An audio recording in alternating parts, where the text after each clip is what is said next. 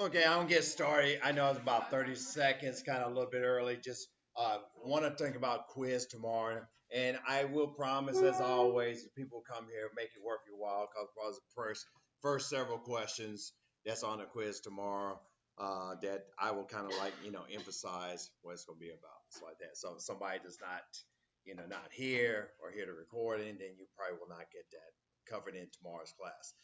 First thing I want to tell you about kind of like the time, what's not on the quiz tomorrow. We don't have time for Woodrow Wilson tomorrow. That does not mean that maybe in class I'll get up to the election of 1912. All right. I know, Dina, that you've studied out everything about Woodrow Wilson. Like, thanks a lot. You kind of give me a little your sister's attitude there, so like that. So, um, but we because of progressive era just so much at this time, that's not going to be on it. But what could be covered, I'm going to tell you today, is that like is some of Theodore Roosevelt and Taft's, foreign policy, which I'll probably go over in class tomorrow. Today, I want to just keep covering about what is progressive era, and that's where we kind of need to start. First, what I'm going to ask here is this: give me your range of years for the progressive era. 1890 to like 1920. That's a good range right there. Um, I've been kind of starting it around 1900, but why 1890? Because you have your Sherman Antitrust Act. You have Jacob Reese, How the Other Half Lives, taking pictures in New York City and talking about the conditions that's going on in the city. You have even in by 1883, the start of the whole house kind of settlement house movement of Jane Addams. So you already have some reforms going on, what I always call the early progressive times.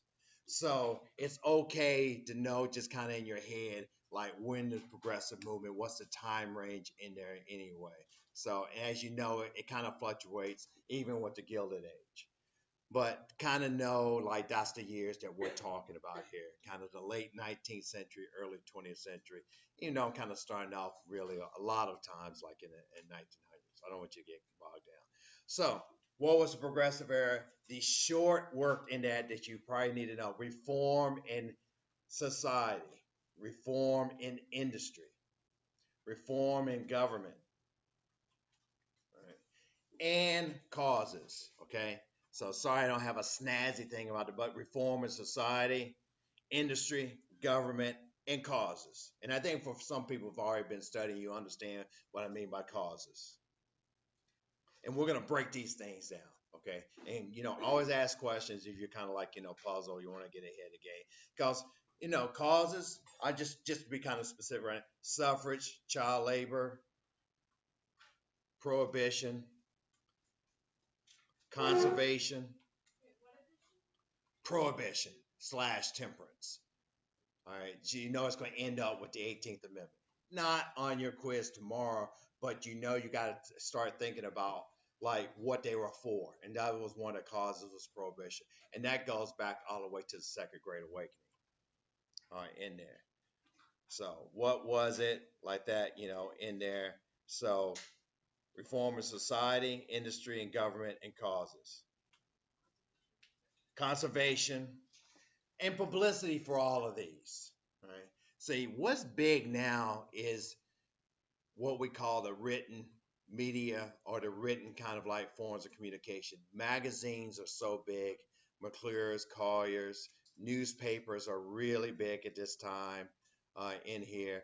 And you have more on the spot reporting. You have not only telegraphs, but the kind of development, the expansion of telephone lines in here. Again, this you have a big railway lines. So all this is getting to communication. Just kind of give you an example. They formed the Lithuanian community. A lot of immigrant newspapers formed their first Lithuanian newspaper. They did not have a Lithuanian newspaper in Lithuania. They had one in the United States. So that kind of already tells you about how expansive it was. Again, you have to go back in time for that. So, so that's what you need to know. Now, also too, what I would like tomorrow too, some type of question that almost kind of developed in my head right now by asking you guys, how does Just compare the progressive movement, compare and contrast with other reform movements in American history. What would you compare it and contrast it to other reform movements in here in America? Go ahead. I think it was more instead of them mainly focusing on just improving, they were kind of like muckers. They were um, kind of exposing the industries and leaders. And they had more of a means to do that than probably some of the other reform movements. Now, again, what was the specific reform movements we know in history? And again, I'm always reviewing every day and every time, and you always got to think American history keeps on building upon itself. So, what would you immediately think about if I'm saying like you're comparing other reform movements in here in this time, Elena? The second Great Awakening. So, what do you guys think? How would you compare or contrast? Like, what would you think about that? First thing you have to do what is probably review in your head. What was the second Great Awakening? What did it spawn? What did it kind of like helped to expand in the 19th century? Go ahead. Yes, it was. Yeah. Perfect society. That's right. Right. The the perfectibility of man or the perfection of man. That's what there was a saying. Kind of like the kind of they took it from the Puritans, but it was not like puritanical 19th century. So that's what exactly what the progressives are trying to do is somehow see it in here through perfection, and they want to do it through science. They want to do it through the science of the time, sociology. There's a way to figure things out. This a little bit kind of almost compared to really I'm thinking about the Enlightenment, about like you can almost like make government perfect through science in here. That's not a reform movement, but I'm just trying to compare it like that for me. That's very good. Like again, a utopian movement time. And again, with for May 8, Second Great Awakening, if you that gets you to first base, like I said right there, is knowing that hey, I connect utopian movements to that and everything and compare. And that's a similarity right there, saying like, how do people try to achieve or at least strive for to perfection like that. So go ahead. Did you say like the Industrial Revolution was also kind of similar because it was focusing on reforming society, on industrializing it, and like in industries and stuff It's like gonna be that? hard to make that connection for that like that. So, but for that, but how would you contrast the Second Great Awakening to get kind of more to our focus here in a way like that? I get it could be to the progressive. What would be the difference that you maybe can kind of see or what you're thinking about? Go ahead. Yes, less religious, but not all the way because what what kind of philosophy is still pervading since the Gilded Age that you help your fellow man? What kind of religious kind of undertones are still around? What gospel movement? Social gospel. But Monet, I think I agree with you though. It's not as like spreading the religion and uplift your fellow man. Because most of those utopian movements, they start with religion. Like there's some kind of religious beliefs that they believe in on there. Abolitionism. It isn't God's way. Well, now it's not like they're secular. It's not like they're non-religious. I don't want to say that at all. They think it is part of the motivation for this progressive movement is Christian charity, but they're more thinking about they're more going to college. They're more like again middle class. They're more like professionals. So they want to like do it on a diagram. They want to look at the research. They want to look into what's going on in biology like that, even though people are disproving some of their eugenics kind of theories, they're trying to like figure it out, through that. Thank you. That's probably the biggest contrast. It's not as religious like that as the Second Great Awakening was. Very, very good. And that so you can see that probably on tomorrow, like quiz, I like questions like that. So, and the next one would be something like, well, let's figure out some way. Why does it happen in the 1890s or early 1900s? Why does the progressive movement happen? So, because there's a wave of corporate mergers, trust, holding companies, interlocking directories. You don't have to write all those down, but just knowing that monopolies are forming. Interlocking.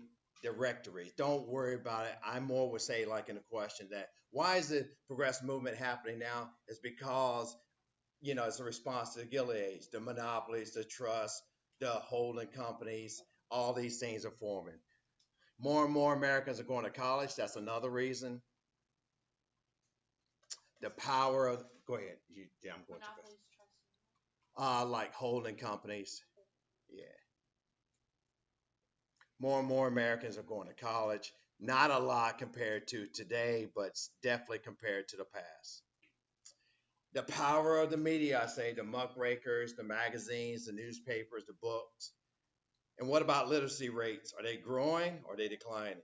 Growing. Yeah, more people reading. That is the entertainment of the day still. All right. Now, radio hasn't happened yet. That's going to be the next big media explosion that's coming up, like 1919, 1920s. But right now, it's like, books, reading, and just the availability, the amount of newspapers, the availability, the amount of magazines, and how current it is. They're not like, again, from a year ago, we have Uncle Tom's Cabin, like being published that she was writing. You're getting Ida Tarbell's like serious things on Standard Oil, kind of like being like, again, published in McClure's magazine or Harper's Weekly, like, just as she's writing and reporting. Ida Tarbell. So you're going to have to know some of these from ours and for sure.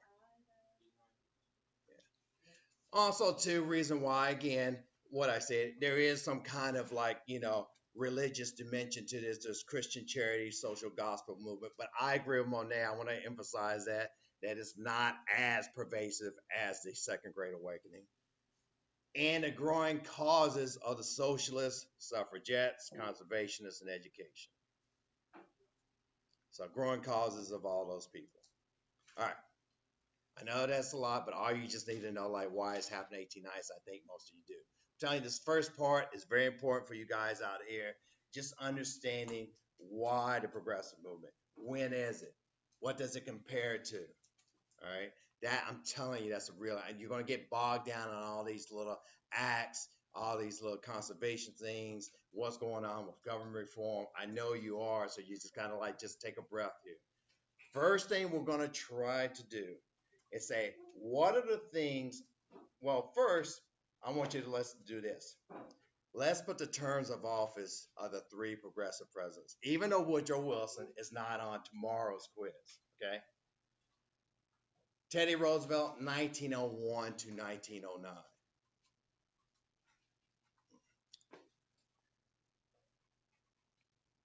Taft, 1909 to 1913. Teddy Roosevelt won. What's that? Teddy Roosevelt was 1901 to 1909. The reason why we're doing this, when we're talking about when I give you some dates for the act, you'll know which one happened under which one. Okay. Yeah. Wilson, 1913 to 1921. Yeah, you weren't probably thinking that he'll go through all the way through World War One. So 21. And the only reason why I'm putting these down is because so when I talk about like the Hepburn Act of 1906, it happened under Teddy Roosevelt. Right? If I say the Payne-Aldrich tariff, 1910, it happened under Taft. And the only thing you really have to worry about tomorrow's timeline, if you want to think about it, is like the 1890s to about 1913 when Taft is out of office. 1913. Okay, what's happening on the government for reform?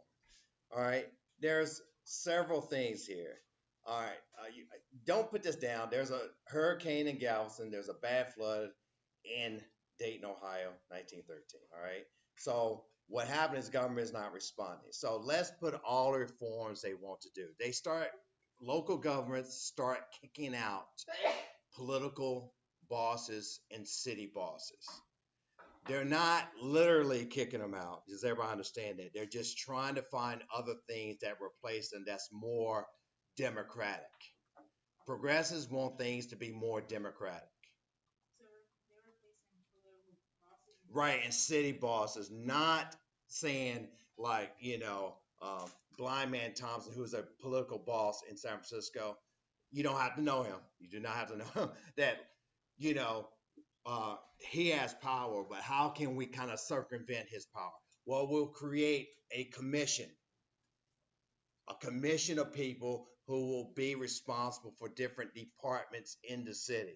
So there will be one will be responsible. Delaney will be responsible for public utilities. You have another one that will be responsible for like building roads, like Mustafa, and they will be part of this commission. And some of them will appoint not only a commission and a mayor, a manager, because managers will run things efficiently. It's not going to, and a manager's going to earn it.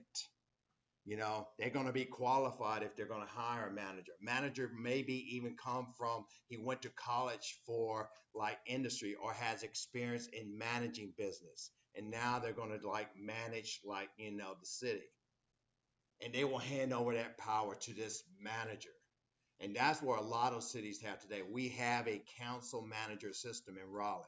You have a mayor, you have a council, but a manager runs to like, the really the kind of like different departments like in there. So and that's what it's run into. So it won't be into favors. Claire, you having some confusion here. I'm sorry.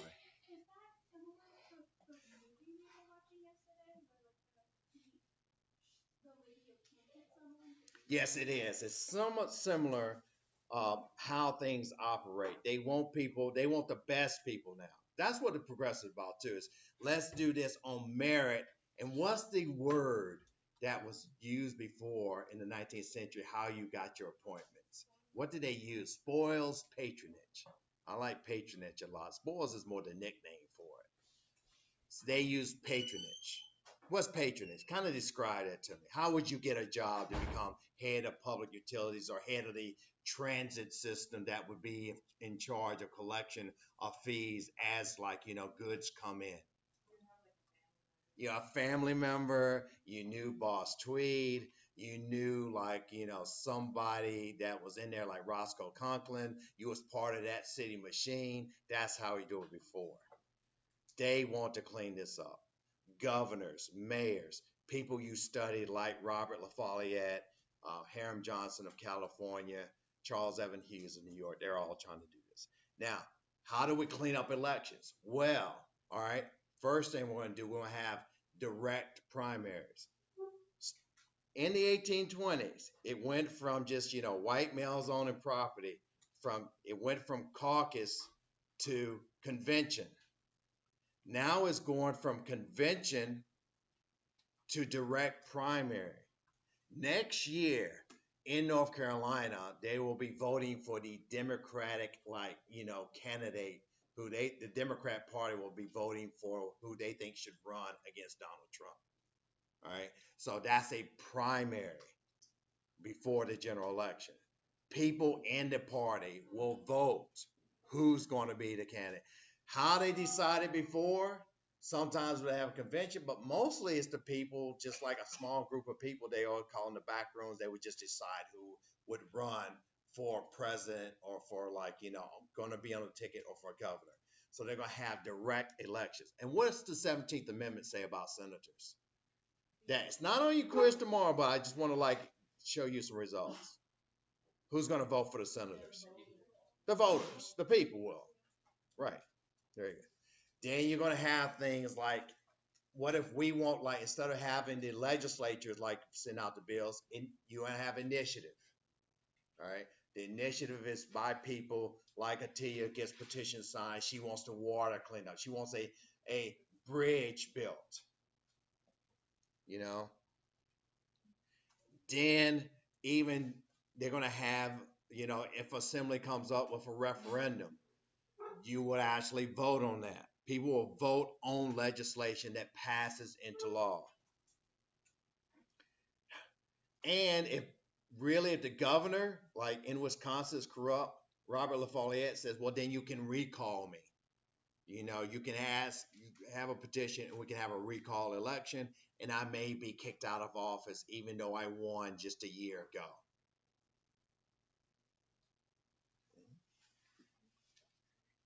How we're going to vote.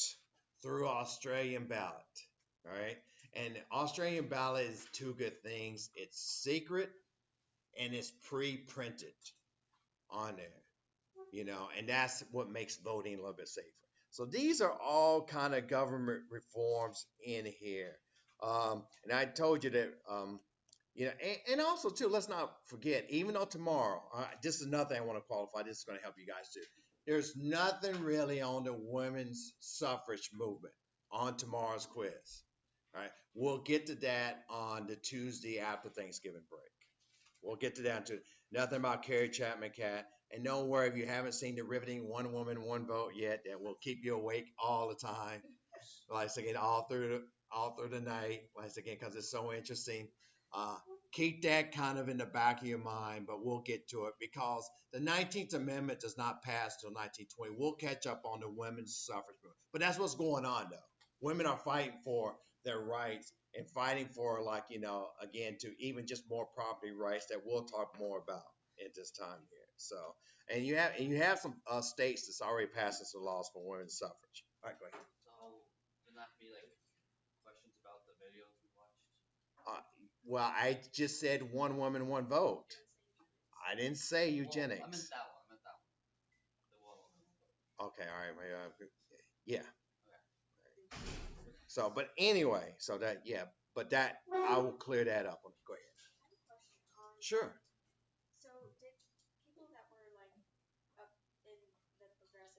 Yes.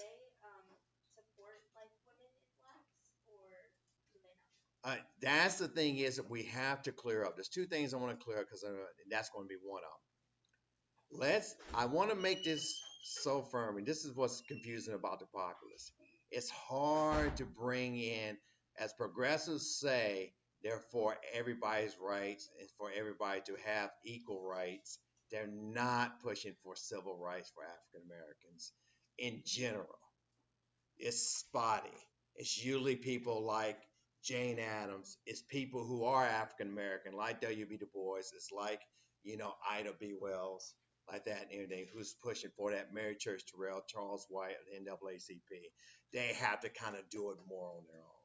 People are just sort of, why are people so, compared to 2019, so like supportive of, like, this kind of what we would call blatant racism and segregationism back then. Why are they? What is that? What's the context? Why are they?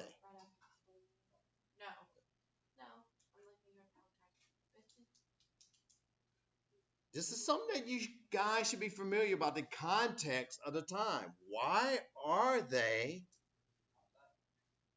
What are they taught?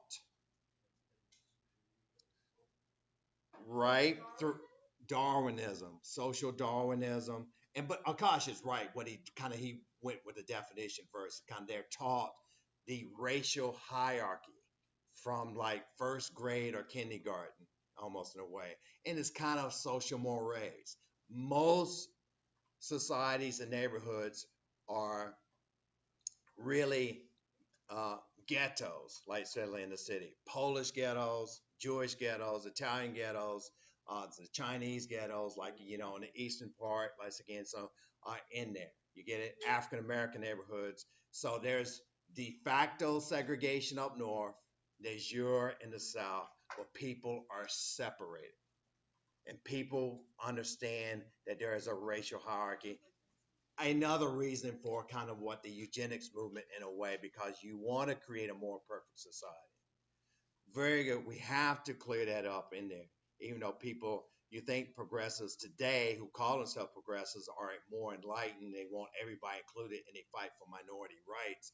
That is not really the case of most progressives during the time. And another thing I want to clear up too, there's a lot of times you'll see progressive movement wanted to reform in industry. I say industry. You're going to see sometimes on your PowerPoints reform in economics. Why does Mr. Price want to stay away from reform in economics? What is that implying about the progressive if you say reform in economics? What do they want to do as far as our economic system? What do they want to do? How would you describe it? If I had a short answer question, what do progressives want to do with the American economic system?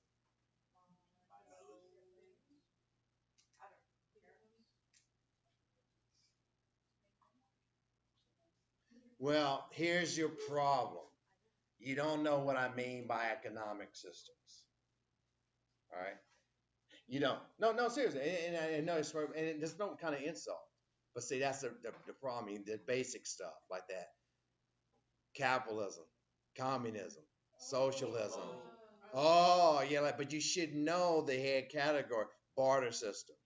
What do the progressives want to do with the American economic system? First, you should say to your head, into your head, what is America's present economic system during that time? And what do the progressives want to do with that? What? Go ahead, say it again. They want to keep capitalism. They want to keep it and they want to keep it alive. They want to make it better. Do they want to reform it? Yes. Yes. Thank you. Thank you for that being assertive like that. But they do not want to get rid of it. Are there some a growing movement to get rid of capitalism in socialism, IWW 1905, the labor unions, and it is growing in influence. There are a lot of socialists, like local political officers that get elected more at this time than any other time. I'm going to say right now, I don't know if there's any like declared socialists that say, "Hey, I'm a socialist and I'm mayor of like Des Moines, Iowa."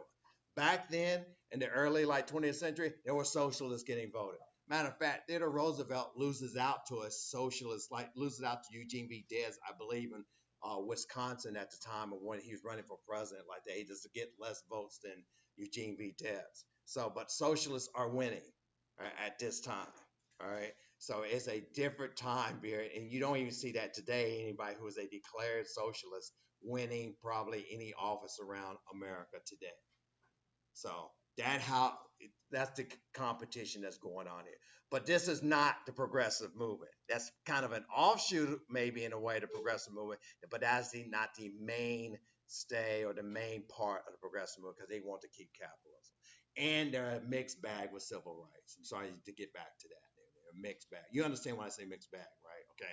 Some are, but mostly they're not like that because of social Darwinism, because like Akai said, like they're almost taught from that from school. It's kind of a low point for like a lot of really race relations, not just with African Americans, immigrants, people that are different from WASP, like white Anglo-Saxon people. Catholics are still suffering really bad, like again at this time for sure, like that. So I do not want to think that like it's kind of an equal opportunity to like things bad for them. But I think what some progressives are thinking, if you help people in there in the city, and you're saying you're just trying to help all the people in the city, you're not going to always just segregate the help that you're doing for them. It includes a lot of different people. You get it? So you kind of like lift everybody up, only like wink, wink, nod, nod. So it's again to create some kind of opportunity. All right, very good. I'm saying that like what the progressives do though, how to kind of get around that. When you're helping people in the city, especially as more people move to the city, by 1920, more people will be living in American cities than out like farming. Okay. So it will help everybody. There's different groups of people in the cities. And you see this divide today, really, in a way that there's been psychological studies that if you're just around different people, you're more enlightened. You're just more exposed to just different people. They just you figure out like, oh, they like double stuffed Oreos just like me. You get like that. You don't think nothing else. Oh no, seriously, they're your neighbor. Like, oh my God, that neighbor's so good. I know he's from East India, but hey, he's a good guy. Like that. It's just one of those things, and that's what you see. Probably they've done psychological studies. More people that live in the city or like in the mixed suburbs, they're more enlightened. They're more open minded. Than people that just live. It is not to put people down who live in the rural areas. It's just that's just by default. They're just a little bit more just not seeing people right it's different way. So yeah, exactly. And they're more traditional. They're more conservative by default, not by political party. I'm talking about like the small C, just being very conservative and traditional about it. We're gonna really see this in 1920s. Kind of jumping ahead a little bit, but sorry. Does somebody have a question? I got like 2 more minutes here. Okay, all right, sure. Go ahead, please. So for Australian ballots, so they would when they would submit their vote, they would be anonymous. Yes. What it was that it's not like it used to be announced. You actually would pick something here from one of the pre-printed candidates, and you would like fold it and put it into a box, and nobody would like supposedly look at it. Yeah, they would. They would. They would check it off. Maybe fold it up, once again, everything, and put it in a box and everything, so that you would not know. Back in the day, though, a lot of times, 19th century, you would say, "Who are you voting for?" "I am voting for Andrew Jackson." You would announce your vote. I'm just saying, you would have really, yes, you would. Yeah, yeah, exactly. Like, and they would record it. You get it? And they would record that, like, again, in the general election. You see how that was not, huh? Yes, the counters. That's right, exactly. Like, and you can stuff the ballot box. Or again, 1860, Lincoln was not even on the like ballot, and they were just put on there. So, okay, go ahead, Lena. Go ahead. Give me one more minute, guys.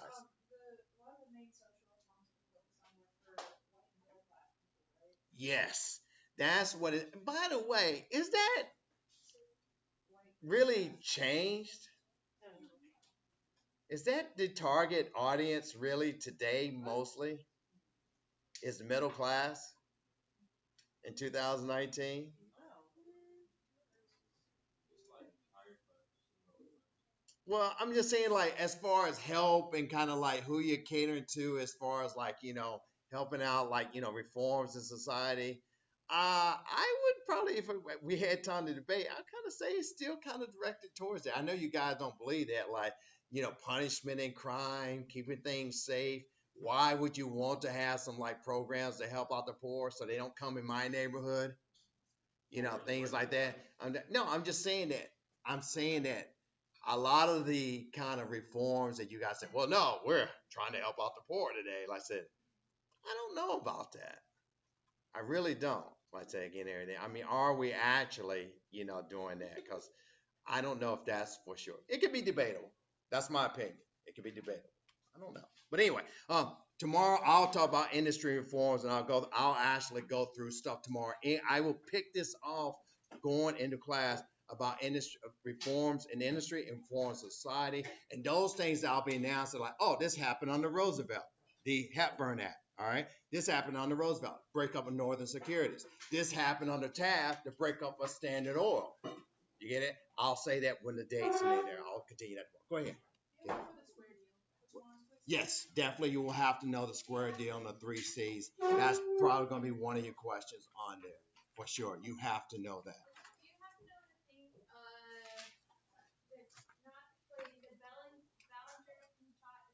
Yes, you have to know that. Yeah, because it relates to conservation and it relates to how Roosevelt and Taft were becoming like, resentful of each other. All right. So it gets into election 1912. It's just so much